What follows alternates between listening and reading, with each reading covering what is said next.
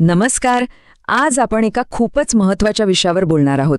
विचार करा, तंत्रज्ञानाचा वापर करून वर्गातल्या भाषेच्या अडचणी कशा दूर करता येतील आणि प्रत्येक विद्यार्थ्यासाठी शिकणं किती सोपं आणि मजेशीर होऊ शकतं.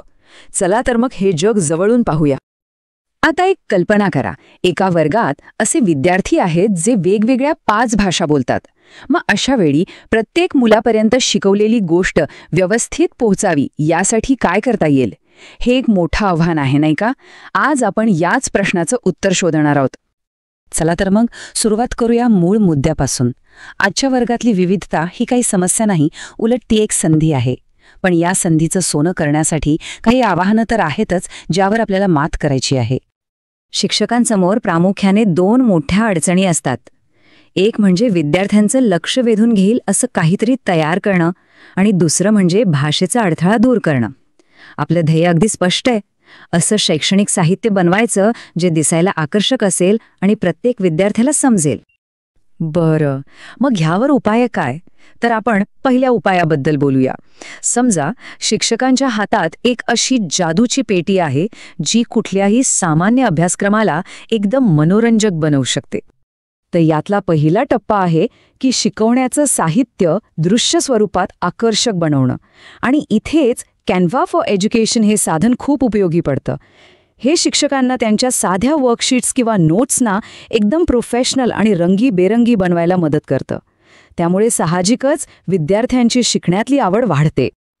आणि यातली सगळ्यात चांगली गोष्ट काय आहे माहितीये? हे शिक्षकांसाठी पूर्णपणे मोफत आहे.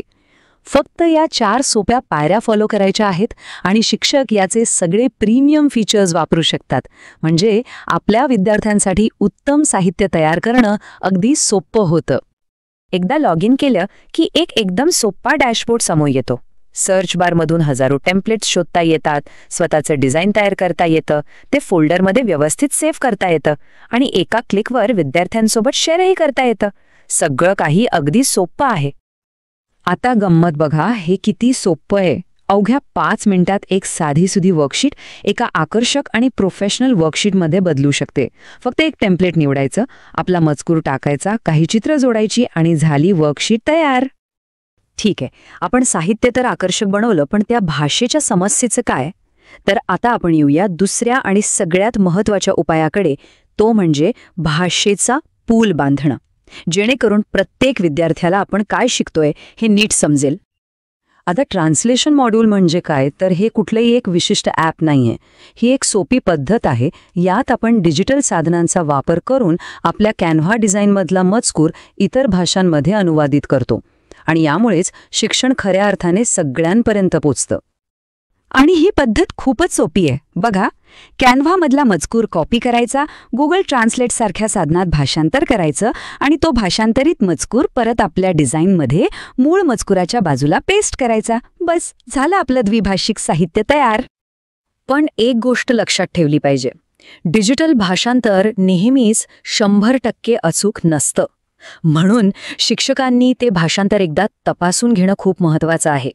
शुद्ध लेखन तपासणं, स्थानिक संस्कृतीनुसार काही बदल करणं आणि शब्दशः भाषांतर टाळणं गरजेचं आहे. नाहीतर अर्थाचा अनर्थ होऊ शकतो. आतापर्यंत आपण हे सगळं कसं करायचं ते पाहिलं. चला आता बघूया की या साधनांचा विद्यार्थी आणि शिक्षकांवर नेमका काय परिणाम होतो. याचा वापर खूप वेगवेगळ्या ठिकाणी करता येतो. म्हणजे रोजच्या वर्कशीटमधल्या सूचनांपासून ते वर्गातल्या सुरक्षा नियमांच्या पोस्टर्सपर्यंत सगळं काही द्विभाषिक बनवता येतं. यामुळे प्रत्येक विद्यार्थ्याला माहिती समजणं खूप सोपं होऊन जातं. आणि हे वाक्य बघा, ह्यातच सगळं सार आहे. जेव्हा विद्यार्थ्यांना त्यांच्या मातृभाषेत प्रश्न समजतो तेव्हा ते जास्त आत्मविश्वासाने उत्तरं देऊ शकतात. म्हणजे भाषेचा अडथळा त्यांच्या प्रगतीच्या आड येत नाही. आता एका अशा तंत्रज्ञानाची कल्पना करा जे शिकवण्याच्या पद्धतीत अक्षरशः क्रांती घडवू शकतो. काय होईल जर शिक्षक बोलत असतानाच त्यांचं बोलणं विद्यार्थ्यांच्या भाषेत त्याच क्षणी अनुवादित झालं तर? हो, हे शक्य आहे. मायक्रोसॉफ्ट ट्रान्सलेटर सारखे ॲप्स बरोबर हेच काम करतात.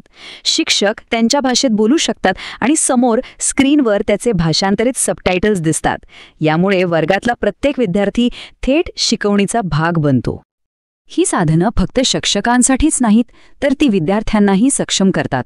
विद्यार्थी गटांमध्ये एकत्र येऊन द्विभाषिक पोस्टर्स, फ्लॅश कार्ड्स किंवा प्रकल्पही तयार करू शकतात. यातून त्यांची भाषा कौशल्य आणि सांघिक भावना दोन्ही गोष्टी वाढतात. तर आता आपण शेवटच्या टप्प्यात आलो आहोत. एक गोष्ट लक्षात घ्या, ही फक्त काही साधने किंवा युक्त्या नाहीत, तर ही शिक्षणातील एका मोठ्या बदलाचं प्रतीक आहे. हा बदल या एका स्लाइडमध्ये अगदी स्पष्ट दिसतोय. कुठे ते पूर्वीचं फक्त मजकुराने भरलेलं एकाच भाषेतलं साहित्य आणि कुठे हे आताचं सर्जनशील, बहुभाषिक आणि खऱ्या अर्थाने सर्वसमावेशक साहित्य. हा शिकण्याच्या वातावरणातला एक खूप मोठा आणि सकारात्मक बदल आहे. चला, यातले महत्त्वाचे फायदे थोडक्यात पुन्हा पाहूया. या पद्धतीमुळे शिकवणं अधिक सर्जनशील होतं, शैक्षणिक साहित्य सगळ्यांपर्यंत पोचतं, विद्यार्थ्यांना वर्गात एकटेपणा न वाटता आपलेपणा वाटतो आणि सर्वात महत्त्वाचं म्हणजे बहुभाषिकतेला प्रोत्साहन मिळतं.